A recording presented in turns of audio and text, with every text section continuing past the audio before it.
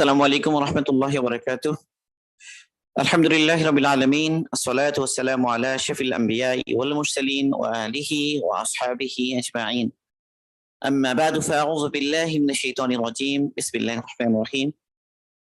ইন্নাল্লাহা ইউহিব্বুত তাওয়াবিন ওয়া ইউহিব্বুল মুতাতাহহিরিন। সাদাকাল্লাহু মাওলানাল আযীম। আলহামদুলিল্লাহ, আল্লাহ সুবহানাহু ওয়া তাআলার তৌফিকে এটি আমাদের ফিকহুত তাহারাতের উপর চতুর্থ দার্স, পঞ্চম দার্স। তো আমাদের গত আলোচনা শেষ হয়েছে নাজাসাতে গালিজা এবং নাজাসাতে খফিফা। নাজাসা মানে নাপাকি, শক্ত নাপাকি এবং হালকা নাপাকি। বিভিন্ন জিনিস নিয়ে আলোচনা করেছি, কোনটা শক্ত নাপাকি এবং কোনটা হালকা নাপাকি। তো শক্ত নাপাকি এটাকে বলা হয় নাজাসাতে গালিজা।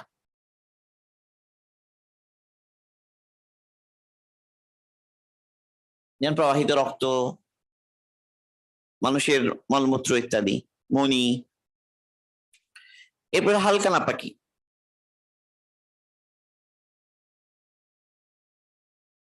একে বলা হয় নাজাসাতে খফিফা।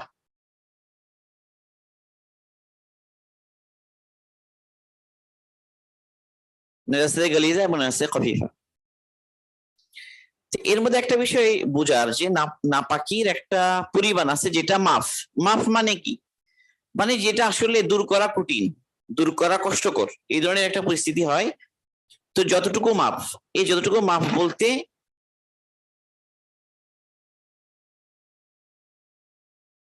যতটুকু মাফ মানে নাফাকির কতটুকু মাফ। মাফ মানে এটার জন্য ধরপাকড় হবে না, আল্লাহ পাক মাফ করে দেবেন। তাইলে অল্প পরিমাণ এমন নাপাকি যেটা দূর করা কঠিন,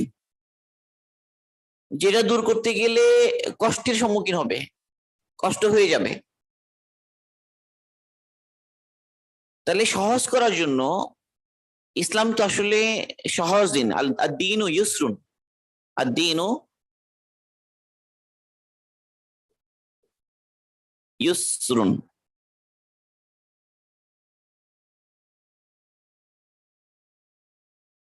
দিন সহজ।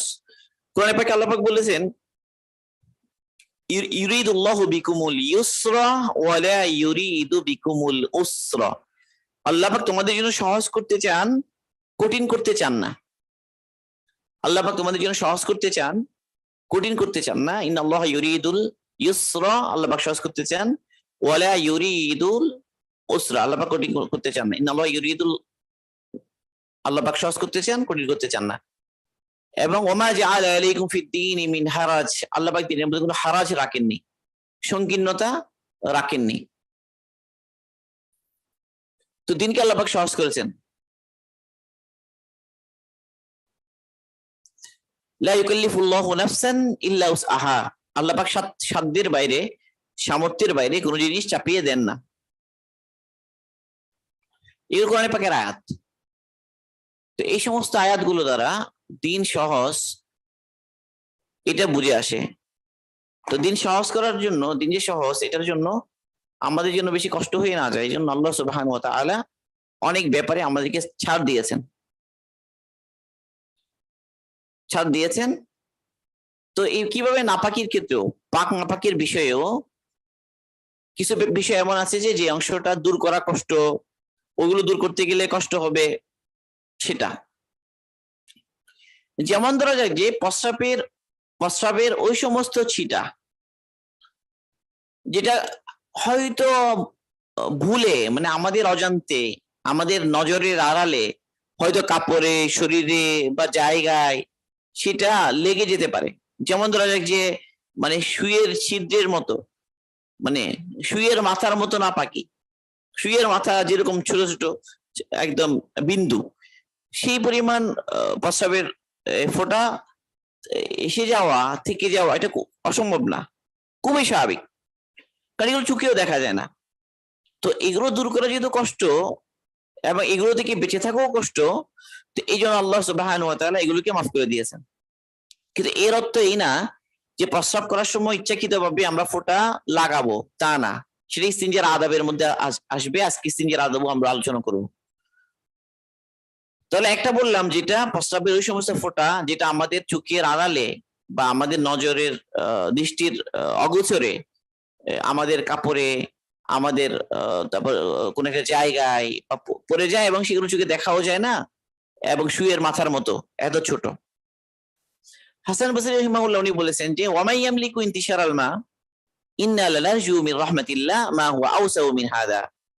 হাসান বসরি রাহিমাহুল্লাহ উনি বলছেন যে কে সামর্থ্য রাখে, কে ক্ষমতা রাখে যে এই যে পানির যে ফোঁটা এগুলোকে ঠেকানোর ক্ষমতা কার আছে? তো এই জন্য আমরা কি রাখি? আল্লাহ পাকের রহমতের প্রত্যাশা রাখি, তার রহমত তো এর চেয়ে অনেক বেশি প্রশস্ত।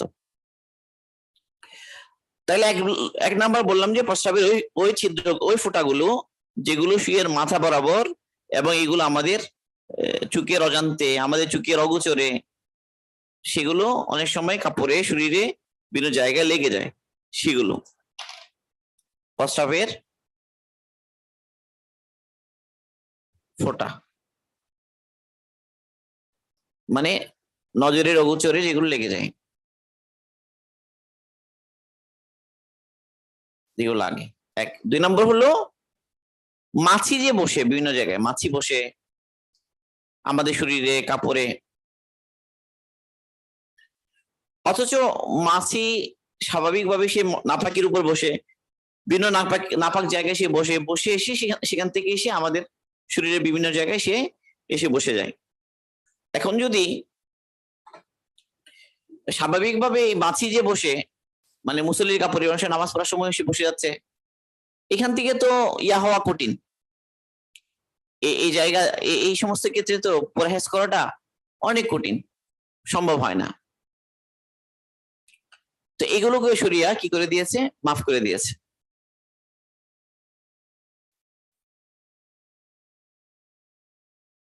এরপর হলো সমস্ত আলেমগণ এই কথার উপরে একমত, সমস্ত আলেমগণ এই কথার উপর একমত কি সেটা, যে কোন ব্যক্তি পাথর দিয়ে, মানে পাথর মানে মাটির ঢিলা, পাথর দিয়ে, পাথর বলছি ওগুলোকে আসলে ঠিক পাথর না, মানে মাটির ঢিলা বলতে পারি, মাটির ঢিলা দিয়ে যে কি করে ইস্তিনজা করেছে, চাই প্রস্রাব এর ক্ষেত্রে হোক অথবা মানে পায়খানার ক্ষেত্রে হোক,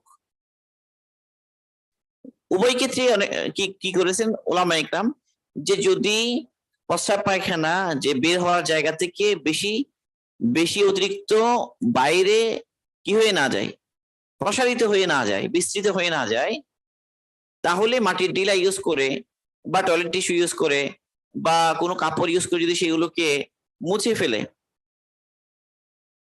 এবং পানি ব্যবহার না করে,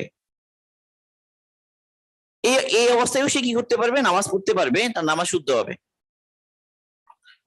অথচ আমরা জানি যে এই যে বিভিন্ন মাটির ঢিলা এগুলো দিয়ে ইস্তিনজা করা বা কাপড় দিয়ে ইস্তিনজা করা, টয়লেট টিস্যু দিয়ে ইস্তিনজা করা, তো এটা তো নাপাকিকে একেবারে দূর করে ফেলতে পারে না। সর্বোচ্চ এটা হয় যেটার পরিমাণ কমিয়ে দেয়, এবং হালকা অল্প পরিমাণে থেকে যাওয়াটা অস্বাভাবিক না। তারপরেও কিন্তু সমস্ত উলামাগণ একমত যে এটা কি মাফ, এটার কারণে কি করা হবে না? দরপাকড় করা হবে না, বা এটার কারণে গুনাহগার হবে না, নামাজ কি হবে? এতটুকু সত্ত্বেও নামাজ হবে। তাহলে এটা কেন মাফ? কারণ এটা কষ্ট হয়ে যাবে বেশি, অনেক জায়গায় পানির সমস্যা ইত্যাদি। তো এই যে যেই পরিমাণ প্রস্রাব পায়খানা করার সময়, মলমূত্র ত্যাগ করার সময় যে অংশটা ক্ষমা করে দেয়া হচ্ছে, ঠিক এই পরিমাণটাই হলো নাপাকির কি পরিমাণ, নাপাকির যেটা ক্ষমা হবে এই পরিমাণ।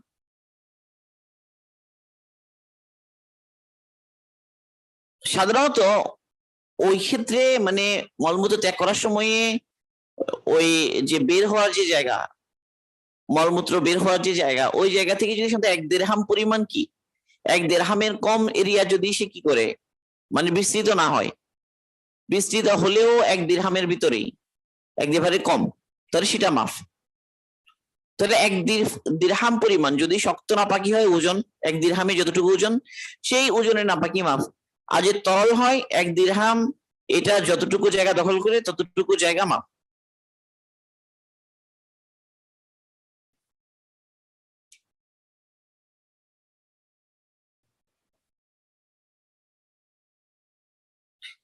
তাহলে এক দিরহাম বলা হচ্ছে ধরা যায় একটা কয়েন, মানে 5 টাকার কয়েন ধরা যায়, যে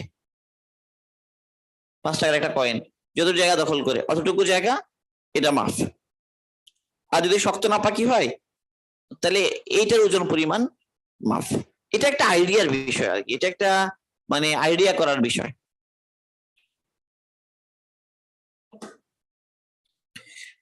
এখন আমরা জানি যে নাপাকি দুই প্রকার। এক ধরনের নাপাকি যে জিনিসে নাপাকি এ ব্যাপারে সবাই একমত, কোনো বিতর্ক নেই, এটা নাজাসাতে গালিজা বলা হচ্ছে, শক্ত নাপাকি। যেমন ধরা যাক যে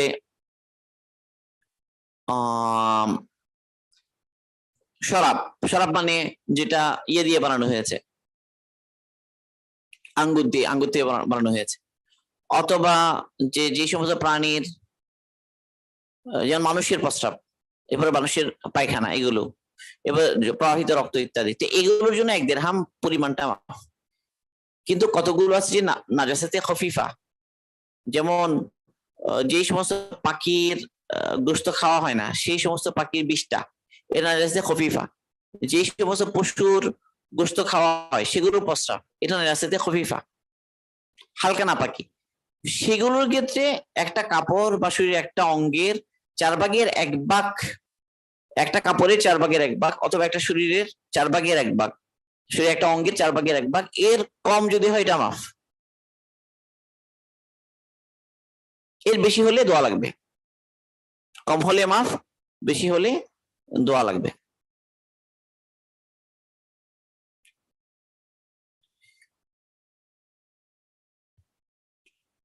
তাহলে আমরা আমরা আমরা দেখলাম যে শক্ত নাপাকি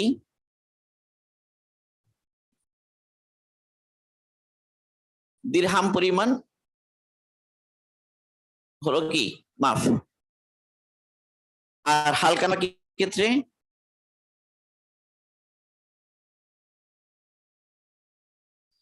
কাপড়ের 4/1 কম, 1/1 কম যদি হয়, এভাবে শরীরের কোন অঙ্গের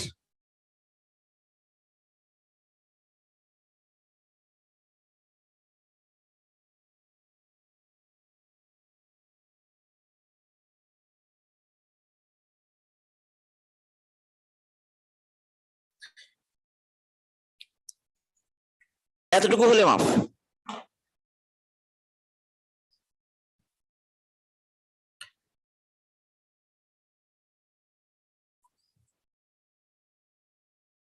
আরেকটা জিনিস মাপ, সেটা হলো বৃষ্টির দিনে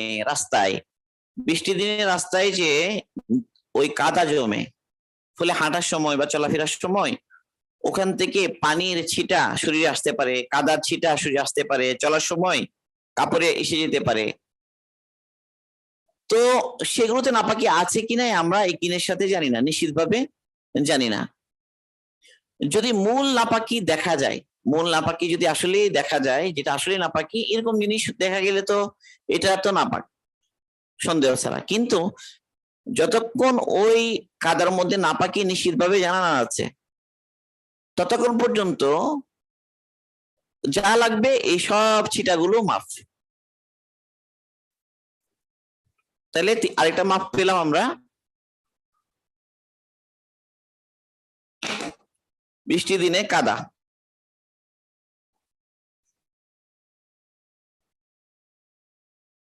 কাদা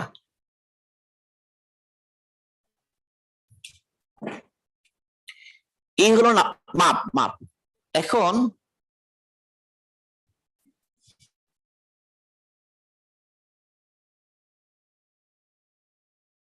কিভাবে আমরা নাপাকি দূর করব? ধরা যাক যে কোন একটা কাপড়ে নাপাকি লেগে গেছে, কাপড়ে নাপাকি লেগে গেছে বা শরীরে নাপাকি লেগে গেছে, এবং শক্ত নাপাকি বা পরিষ্কার নাপাকি চোখে দেখা যাচ্ছে, তাহলে সেটা পানি দিয়ে ধোয়া লাগবে। অথবা এমন পানি যে এমন তরল যে পানি নাপাকি দূর করতে পারে, এই ধরনের তরল দিয়ে ধুলেও হবে। এমন তরল যেটা দিয়ে ধুলে নাপাকি দূর হবে, যেমন ধরা যায় সিরকা বা এরকম এরকম কিছু যেটা দিয়ে ধুলে দূর হবে।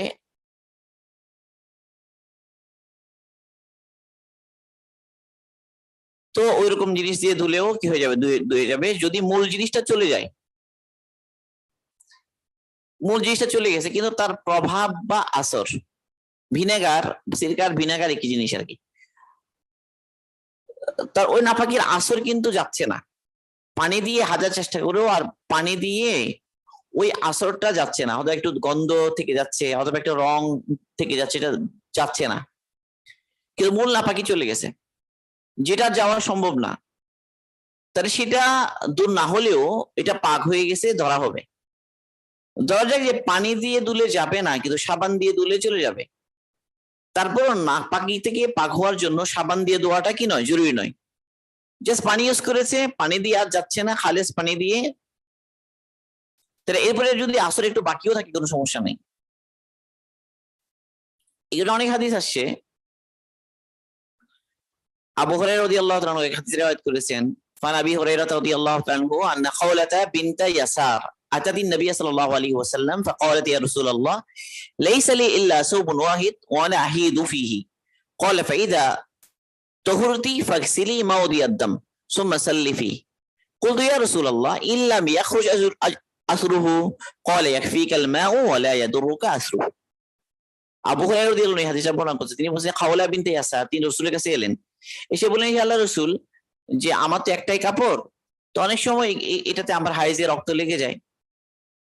তো আল্লাহ রাসূল বললেন যে তুমি যখন পাক হয়ে যাও, তো তখন তুমি কি করো, গোসল করো, এবং তুমি ওই নাপাকির যে লেগেছে কাপড়ে ওই অংশটা ধুয়ে ফেলো, অথবা এই যে নামাজ পড়ো। তিনি বললেন হে আল্লাহর রাসূল, যদি তার আসর না যায়?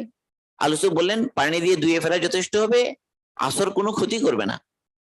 তো এটা দ্বারা বোঝা গেল যে যে নাপাকির মূল নাপাকি যদি পানি দিয়ে ধুলে চলে যায়, তো কাপড়টা আমরা পাক ধরে নিব, বা ওই জিনিসটাকে আমরা পাক ধরে নিব, যদিও বা তার আসর যাচ্ছে না। ওই আসরটা যাওয়ার জন্য সাবান ইত্যাদি লাগতে পারে, কিন্তু সাবান দেওয়াও জরুরি না, সাবান দেওয়া ছাড়া এটা পাক হয়ে গেছে ধরা হবে। আরেকটা হলো, ধরা যাক যে এমন কাপড়ে নাপাকি লেগেছে, নাপাকির যে রং কাপড়ের রং একই, ফলে কাপড়ের মধ্যে ওই নাপাকিটা আরো স্পষ্টভাবে দেখা যাচ্ছে না। তাহলে আমরা কি করব, ওই কাপড়টা ভালো করে পানি দিয়ে ধুবো। ধোয়ার পরে আমাদের যদি প্রবল ধারণা হয় অন্তরে, যে ধুচ্ছে তার অন্তরে যদি প্রবল ধারণা হয় যে এটা পাক হয়ে গেছে, তাহলে পাক হয়ে গেছে। তাহলে কি হয়ে গেছে, পাক হয়ে গেছে। তাহলে একটা কাপড়ে নাপাকি লেগেছে, কিন্তু ওই নাপাকির কালার এবং কাপড়ের কালার কি হওয়ার কারণে বোঝা যাচ্ছে না যে আর আছে কি নেই। অনেক সময় বোঝা মুশকিল হয় না, এরকম হয়। সেই ক্ষেত্রে প্রবল ধারণা হইলে অন্তরে,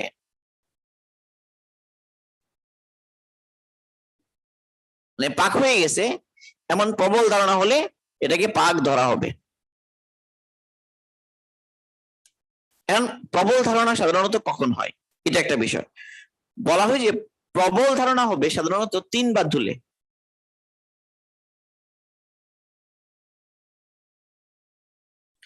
3 বার ধুলে প্রবল ধারণা হয় যে পাক হয়ে গেছে। এটা ওই আল্লাহ রাসূলের একটা হাদিস থেকে আবু হুরায়রা রাদিয়াল্লাহু আনহু বর্ণিত। তিনি বলেন যে ইজা ইস্তায়খাযা আহাদুকুম মিন নাওমিহি ফালা ইয়াগমিস ইয়াদাহু ফিল ইনাই হাত্তা ইয়াগসিলাহা সালাসান ফাইন্নাহু লা ইয়াদরি আইনা বাতাত ইয়াদুহু। আল্লাহ রাসূল বলছেন, তোমাদের কোনো ব্যক্তি যদি ঘুম থেকে জাগ্রত হয়, সে তার হাত পানির পাত্রে ডুবাবে না, বরং এর আগে সে 3 বার ধুয়ে নেবে, কারণ জানা নাই তার হাতটা কোথায় কোথায় রাতে কোথায় কোথায় লেগেছে, কোন কোন জায়গায় হাত লেগেছে। মানে হাতে নাপাকি লেগে যাওয়াটা অস্বাভাবিক না, এই জন্য যেন কি করা হয়, 3 বার যেন কি করে ফেলা হয়, ধুয়ে ফেলা হয় হাত। বিসমিল্লাহ বলা জরুরি না, ধুলেই হবে, বিসমিল্লাহ বলা শর্ত না। একইভাবে ধরা যাক যে একটা কাপড় নাপাকি লেগেছে, এটার মধ্যে অনেক বেশি পরিমাণে পানি আমি ঢাললাম, অনেক বেশি পরিমাণে পানি ঢাললাম, অনেক সময় ট্যাপের মধ্যে পানি ঢাললাম, যেখানে একটু কি আছে, ফোর্সও আছে, গতিও আছে, ফলে বেশ কিছু পরিমাণ পানি ঢালার কারণে ওই জায়গা থেকে নাপাকি চলে গেছে, এটা ইয়াকিন হয়ে গেছে বা প্রবল ধারণা হয়ে গেছে, তাইলেও পাক হয়ে গেছে ধরে নিতে হবে। তারপর হলো এমন কাপড় যদি সেটা এমন হয় যে সে শোষণ করে, এমন হয় নাপাকি শুষে নিয়েছে, এরকম যদি হয়, কোন একটা কাপড় মোটা এবং সেটা নাপাকি শুষে নিয়েছে, এরকম হয়, মোটা কাপড় নাপাকি শুষে নিয়েছে এমন যদি হয়, সেই ক্ষেত্রে 3 বার ধোয়ার সাথে সাথে 3 বার কি করতে, মোছড়াতেও হবে, প্রত্যেকবার মোছড়ানো লাগবে। কেন মোছড়ানো লাগবে? কারণ হলো যে ওই যে ভিতরে যে নাপাকি ঢুকে গেছে, এটা যে শোষণ হয়ে গেছে, এটা যে গেছে এটা নিশ্চিত হওয়ার জন্য। তাহলে মোটা কাপড় যেটা নাপাকি শুষে নিয়েছে এরকম হয়, তাহলে 3 বার ভালো করে তো ধুয়ে মোছড়াবে, মোছড়ালে নিশ্চিত হওয়া যাবে যে ওই নাপাকিও কি হয়ে গেছে, বের হয়ে গেছে। অথবা যদি ধরা যাক যে কোনো একটা কার্পেট বা এরকম কিছু একটা বা কোনো জিনিস যেখানে নাপাকি লেগেছে, এগুলো মোছড়ানো সম্ভব না এরকম জিনিস, তো এটা যদি একটু লম্বা সময় যদি পানির মধ্যে ডুবিয়ে রাখা হয় কোনো পুকুরে বা কোনো নদীর পানিতে, এরপরে তুলে ফেলা হয়, বা অনেক বেশি পরিমাণে পানি যদি এটার ভিতর দিয়ে দেয়া হয়, তাহলে এটা কি হয়ে গেছে, পাক হয়ে গেছে ধরা হবে, যেটা মোছড়ানো সম্ভব না, বলে একদিন এক রাত রেখে দিলে পাক হয়ে যাবে, এটাও কেউ কেউ বলেছেন। তা আসল কথা হলো মানে পাক যে হয়ে গেছে এটা বুঝবো কেমনে, মানে নাপাকি দূর হয়ে গেছে আর কোনো সন্দেহ নাই, এমন যদি হয় তাহলে এটা পাক। তা এখন যে জিনিস দিয়েই পাক করা হোক না কেন, পানি দিয়ে যেমন পাক করা কি যাবে, এবং এমন তরল যে নাপাকি দূর করতে পারে, এরকম তরল দিয়েও কি নাপাকি দূর করা যাবে। এবং আমরা বিভিন্ন ধরনের পদ্ধতির কথা বলেছি, মুছে ফেলা, তারপর হলো শুকিয়ে যাওয়া, এই ধরনের বিভিন্ন দাবাগা, যার ক্ষেত্রে যেটা প্রযোজ্য। এবার একটা গুরুত্বপূর্ণ বিষয় হলো ইস্তিনজা। ইস্তিনজা ইস্তিনজা মানে হচ্ছে যে হাজত পুরো করার পর, কদায়ে হাজত বলা হয় এটাকে, মলমূত্র ত্যাগ করা বা জরুরত পুরো করা, এর থেকে পাক হওয়ার পদ্ধতি, এটাকে বলা হয় ইস্তিনজা।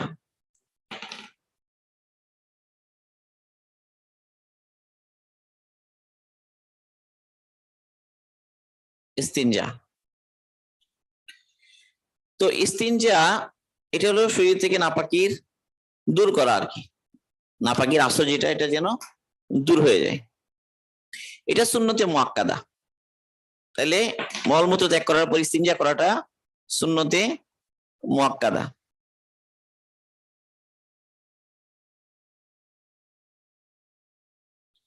সুন্নতে মুআক্কাদা কোরআনে পাকে আল্লাহ তাআলা কওবা, মসজিদে কওবার ওখানে যারা থাকে তাদের প্রশংসা করেছেন আল্লাহ পাক, ফিহি রিজালুন ইউহিব্বুনা আন ইয়াতাতাহহারু ওয়াল্লাহু ইউহিব্বুল মুত্তাহহিরিন।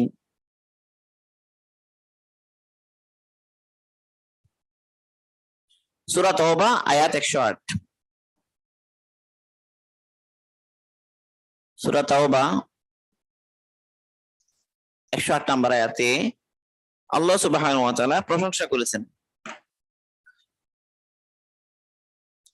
কাদের প্রশংসা করেছেন, যারা ওই কওবাবাসী, মসজিদে কওবার ওখানকার লোকজন। ফিহি রিজালুন, আল্লাহ পাক বলছেন ফিহি রিজালুন ইউহিব্বুনা আন ইয়াতাতাহহারু,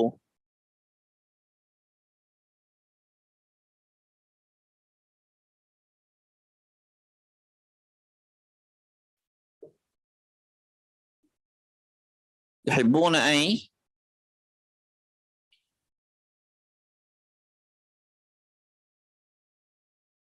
ইয়াতাতাহহারু, সেখানে এমন মানুষ আছে যারা খুব পবিত্রতা হাসিল করতে চায়, খুব পবিত্রতা হাসিল করতে পছন্দ করে। ওয়াল্লাহু ইউহিব্বুল মুত্তাহহিরিন, ইউহিব্বুল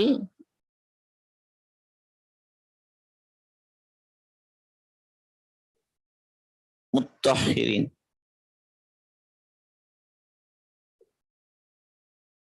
আল্লাহ ইউহিব্বুল মুত্তাহহিরিন, যারা খুব বেশি পবিত্রতা অবলম্বন করে তাদেরকে আল্লাহ তাআলা ভালোবাসেন। عن أبي هريرة مرفوعا نزلت هذه الآية في أهل قوبة, এই আয়াতটা আহলে কোবার ব্যাপারে নাযিল হয়েছে, এটা আবু হুরায়রা রাদিয়াল্লাহু আনহু বর্ণিত হাদিসে আছে। এখন তারা কি করত, قال كانوا يستنجون بالماء فنزلت فيهم هذه الآية। আবু হুরায়রা রাদিয়াল্লাহু আনহু বলছেন যে তাদের ব্যাপারে আয়াতটা নাযিল হওয়ার কারণ হলো তারা পানি দ্বারা ইস্তিনজা করত,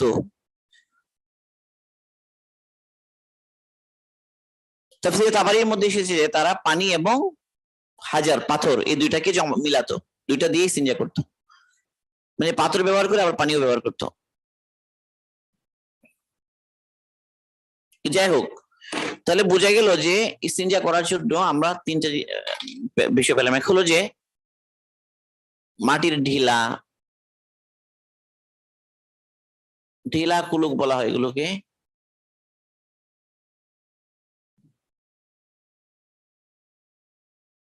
ঢিলা কুলুক এগুলো ব্যবহার করা, পানি ব্যবহার করা, এবার হলো দুইটাকে জমা করা।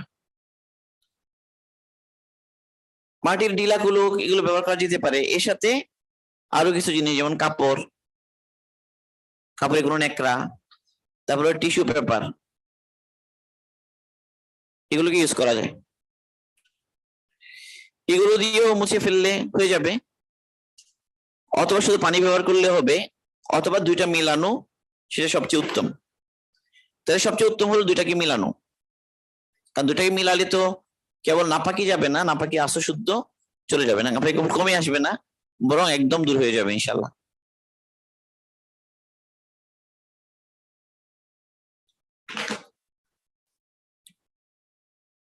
আর যদি ওই বললাম, আগে বলেছি, যদি ওই যেখান থেকে বের হওয়ার জায়গা, যেটা নাপাকি বের হওয়ার জায়গা, ওই জায়গা থেকে যদি 1 দিরহাম পরিমাণ যদি ছড়িয়ে যায়, যদি না ছড়ায় তাহলে এতটুকু মুছে ফেললে হয়ে যাবে, যেটা বললাম।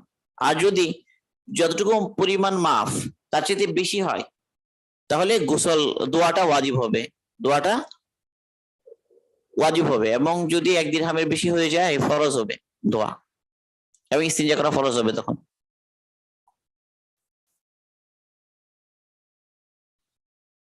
তারপর হলো কেমনে ইস্তিনজা করবে। ইস্তিনজা করার জন্য তো আমরা বললাম যে পানি এবং পাথর দুইটাকে জমা করাটা হলো কি ফরজ। তবে এমন জিনিস দিয়ে ইস্তিনজা করবে না, যেমন হাড্ডি, যেমন কোনো কাপড় যেটা লেখা আছে এরকম কোনো কাপড়, তারপর হলো কয়লা, কাঠ, তারপরে এমন শক্ত পাথর যেটা দ্বারা ইনজুরি হওয়ার পসিবিলিটি আছে, এগুলো দিয়ে ইস্তিনজা করাটা নিষেধ।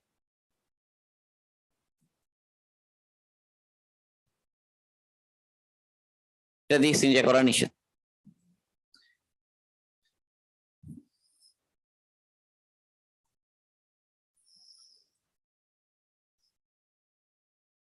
তারপর হলো এখন ডান হাতে ইস্তিনজা করা নিষেধ। তারপর হলো কেবলামুখী হয়ে কেবলাকে পিঠ দিয়ে ইস্তিনজা করা নিষেধ।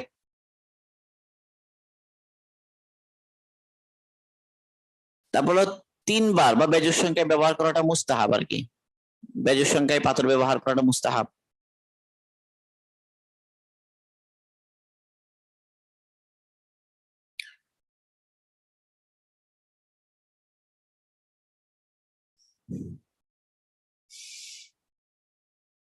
কিভাবে যাবে, একদম শুরু থেকে আদব কি।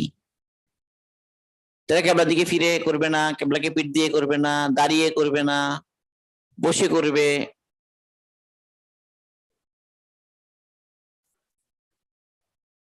এবং বেশিক্ষণ প্রস্রাব পায়খানা আটকে রাখবে না, এটাও আদবের খেলাফ, কারণ শরীরের ক্ষতি হয়, কষ্ট হয়।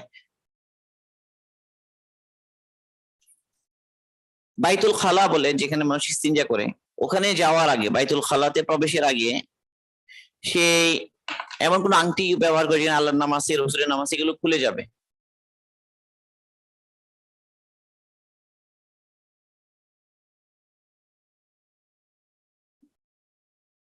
বাইতুল খালা বলে। তো বাইতুল খালা মানে যেখানে ইয়ে করা হয়, টয়লেট আর কি। তো এখানে প্রবেশের আগেই সে আল্লাহর নাম অঙ্কিত কোনো আংটি যদি থাকে, অনেকে টুপিতে থাকে, অনেকে চেন টেন ব্যবহার করে যেখানে আল্লাহ লেখা, কোনো কিছু থাকলে এটা খুলে ফেলবে। আল্লাহ রসুল ইস্তিনজা করার আগে তার আংটি খুলে ফেলতেন। আনাস রাদিয়াল্লাহু থেকে বর্ণিত, তিনি বলেন যে কানা নবী সাল্লাল্লাহু আলাইহি ওয়াসাল্লাম ইযা দাখালাল খালাআ নাযআ খাতামাহু। নাজা খাতামাহু, আল্লাহ রাসূল সাল্লাল্লাহু আলাইহি ওয়াসাল্লাম টয়লেটে যাওয়ার আগে মানে বাইতুল খালায় প্রবেশের আগে আংটি খুলে ফেলতেন। এটা তিরমিজিতে এসেছে এবং ইবনে হিব্বানে এসেছে।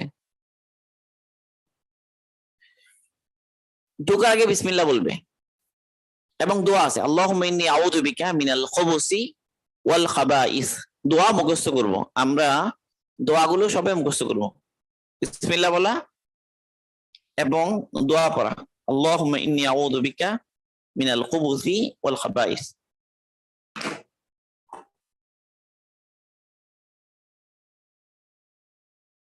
আল্লাহুম্মা ইন্নী আউযু বিকা মিনাল ওয়াল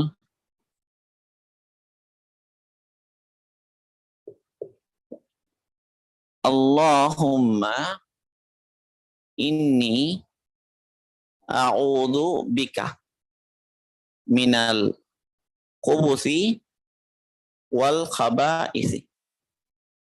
মানে দুষ্ট এবং খবিস জিন থেকে আমি আল্লাহর পানা চাচ্ছি।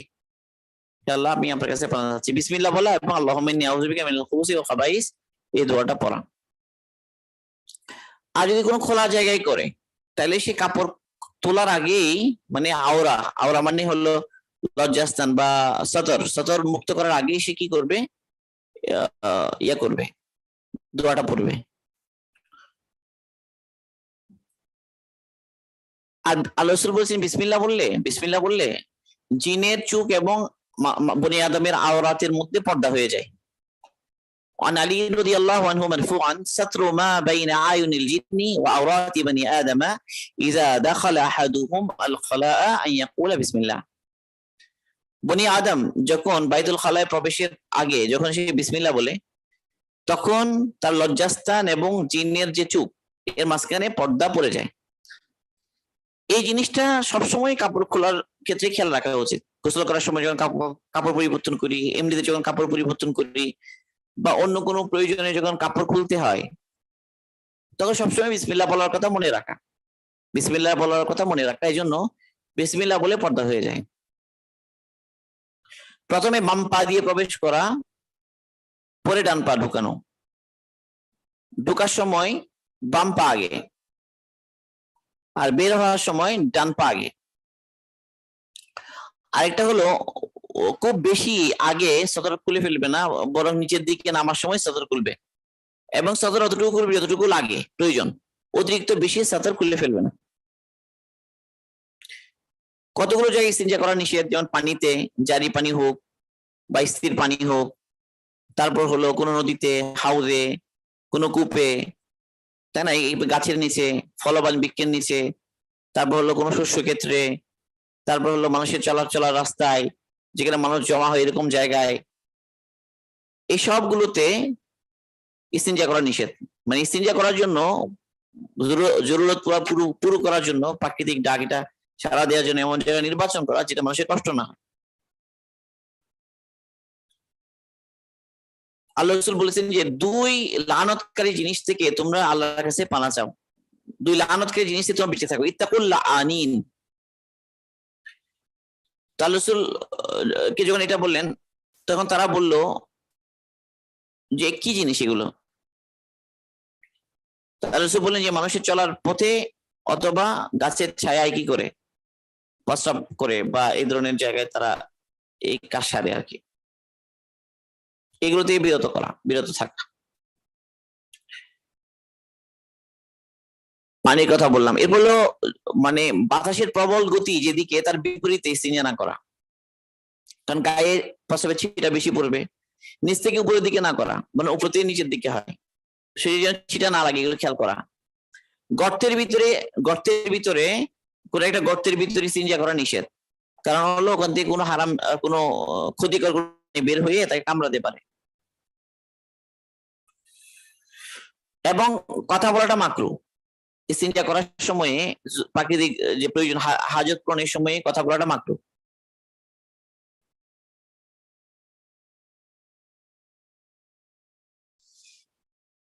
তারপর দাঁড়িয়ে না করা, আমাজান বলেছেন যে মান হাদ্দাসাকুম আন্না রাসূলুল্লাহ সাল্লাল্লাহু আলাইহি ওয়াসাল্লাম বালা কাইমান ফালা তুসাদ্দিকুহু মা কানা ইয়াবুলু ইল্লা জালিসান। আমাজান বলেছেন যে তোমাদেরকে কেউ যদি বলে যে রাসূল দাঁড়িয়ে প্রস্রাব করেছেন, তোমরা তার কথা বিশ্বাস করো না, কারণ আল্লাহ রাসূলের অভ্যাস ছিল বসে প্রস্রাব করা।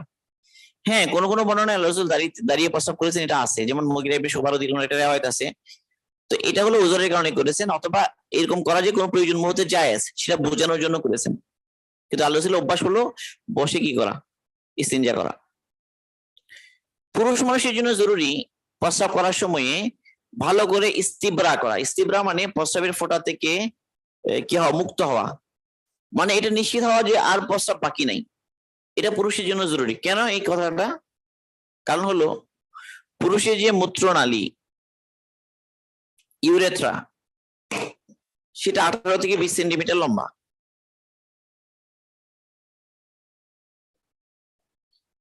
আবার সেখানে কি আছে, এই যে বেরোচ্ছে, বের হয়ে এই তো এইখানে একটা বাঘ, এখানে একটা বাঘ, দুটো অ্যাসের মতো অনেকটা, তো দুটা বাঘ থেকে যায়, 18 থেকে 20 সেন্টিমিটার লম্বা। তো এই সময় এখানে কিছু আটকে থাকাটা একটু স্বাভাবিক। এই জন্য একটু কাশি দেওয়া, একটু নড়াচড়া করা, যেন ওখানে মাঝখানে কিছু থেকে না যায়।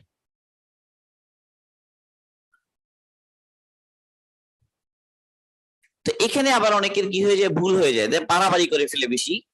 মানে অনেকে আছে যে সে বারবার চাপাচাপি করতে থাকে, ফলে তার সন্দেহ হতে থাকে যে সম্ভবত আরো আসছে, তার এখানে দেরি হয়ে যায়। অনেকের ওয়াসওয়াসা তৈরি হয়, ওসিডি হয়ে যায়, অবসেসিভ কম্পালসিভ ডিসঅর্ডার। এরকম না হয়। এখানে ব্যাপারটা হলো যে আসল কথা হলো মানুষ সাধারণত তার ব্লাডার যেটা, এই ব্লাডার, এটা আমি বলেছি যে ইউরিনারি ব্লাডার বা মূত্রথলি, এটা 100% খালি করাটা কঠিন। তো এখানে কিছু কিছু হালকা অল্প অল্প এখানে প্রস্রাব থেকে যায় একবার প্রস্রাব করে ফেলার পরেও,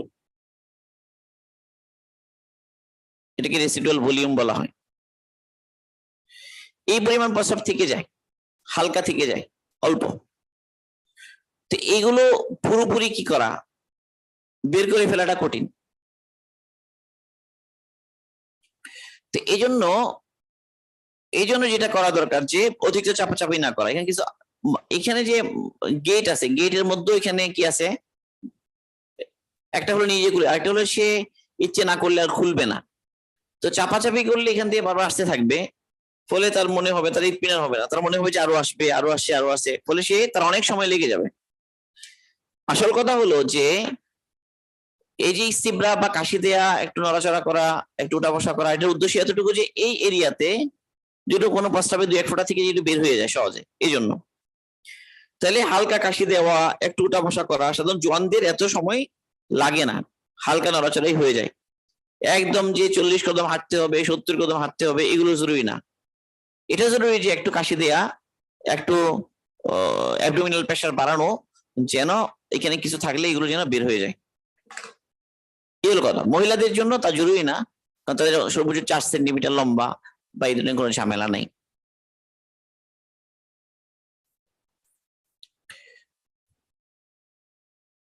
এরপরে বের হয়ে দোয়া পড়া, গুফরানাকা আলহামদুলিল্লাহিল্লাযী আযহাবা আন্নিল আযা ওয়া আফানি। আমরা আয়েশা সিদ্দিকা রাদিয়াল্লাহু আনহা বলেন যে কানা নবী সাল্লাল্লাহু আলাইহি ওয়াসাল্লাম ইযা খারাজা মিনাল খালাই ক্বালা গুফরানাক। আমরা আয়েশা সিদ্দিকা রাদিয়াল্লাহু আনহা বলেন আল্লাহর রাসূল যখন বের হতেন,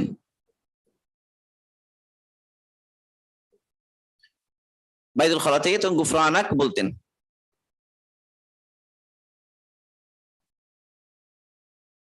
গুফরানাকা বলতেন। আর আনাস ইবনে মালিক থেকে বর্ণিত দোয়া আছে, যে বলেছেন যে কানা নবী সাল্লাল্লাহু আলাইহি ওয়াসাল্লাম ইযা খারাজা মিনাল খালাই ক্বালা আলহামদুলিল্লাহিল্লাযী আযহাবা আন্নিল আযা ওয়া আফানি। সমাজের প্রশংসা ওই সত্তার জন্য যিনি আমার শরীর থেকে কষ্টদায়ক জিনিস বের করে দিয়েছেন এবং আমাকে শান্তি দান করেছেন বা নিরাপত্তা দান করেছেন। তো দোয়াগুলো শেখা, আলহামদুলিল্লাহিল্লাযী আযহাবা আন্নিল আযা ওয়া আফানি। ইস্তিনজা করার পরে হাত ধোয়া অথবা ওযু করা। আম্মা জান আয়েশা সিদ্দিকা রাদিয়াল্লাহু আনহা বলছেন, মা রাআইতু রাসূলুল্লাহ সাল্লাল্লাহু আলাইহি ওয়াসাল্লাম খারাজা মিন গাইতিন ইল্লা মাসাল মা। আমি রাসূল সাল্লাল্লাহু আলাইহি ওয়াসাল্লামকে এরকম কখনো দেখিনি যে আল্লাহ রাসূল মানে মলমূত্র ত্যাগ করে বের হয়েছেন এরপরে পানি স্পর্শ করেননি। আরেক অন্য বর্ণনায় আসছে যে কানা ইযা খারাজা মিনাল খালা'i তাওয়াদ্দা। আল্লাহ রাসূল যখন বাইতুল খালা থেকে বের হতেন ওযু করতেন, ওযু করতেন। ইবনে রাওয়াহ আহমদ মুসনাদ আহমদের মধ্যে এসেছে। তো এই জন্য হলো যে মানে পরিপূর্ণ পবিত্রতার আলামত আর কি, ভালোভাবে পাক হওয়া, পবিত্রতা অবলম্বন করা, এটা আলামত। এবং রোগ ব্যাধি থেকে মুক্ত থাকার জন্য এগুলোর ইহতিমাম করা জরুরি। যত বেশি আমরা এই সমস্ত ব্যাপারে সতর্ক থাকবো ইনশাআল্লাহ, যত বেশি সতর্কতা অবলম্বন করব, তত বেশি আমাদের পবিত্রতা অর্জন হবে। এবং মাটিতে হাতকে ঘষার কথাও আছে যেন দুর্গন্ধ চলে যায়। সাবান ইত্যাদিও ব্যবহার করা যায়। বড় ইস্তিনজার ক্ষেত্রে বা পায়খানা করার পরে বা মল করার পরে যেটা করতে পারে যে ডিলা কুলুক বা টিস্যু পেপার দিয়ে ওই এরিয়াটা 3 বার মুছে নেবে পেজুর সংখ্যায় আর কি। এরপর ভালো করে পানি ব্যবহার করবে। এরপর পানি ব্যবহার করে হাত কি করবে, ভালো করে ধোবে, মাটিতে একটু ঘষে নেওয়ার কথা আছে, সাবান ব্যবহার করবে যেন দুর্গন্ধ কি হয়ে যায়, দূর হয়ে যায়। তো এই হলো মোটামুটি আলোচনা কিভাবে আমরা ইস্তিনজা থেকে পাক হবো। আল্লাহ পাক আমাদেরকে আমল করার তৌফিক দান করুন। সুবহানাল্লাহি ওয়া বিহামদিহি, সুবহানাকাল্লাহুম্মা বিহামদিকা, আশহাদু আন লা ইলাহা ইল্লা আনতা, আস্তাগফিরুকা ওয়া আতুবু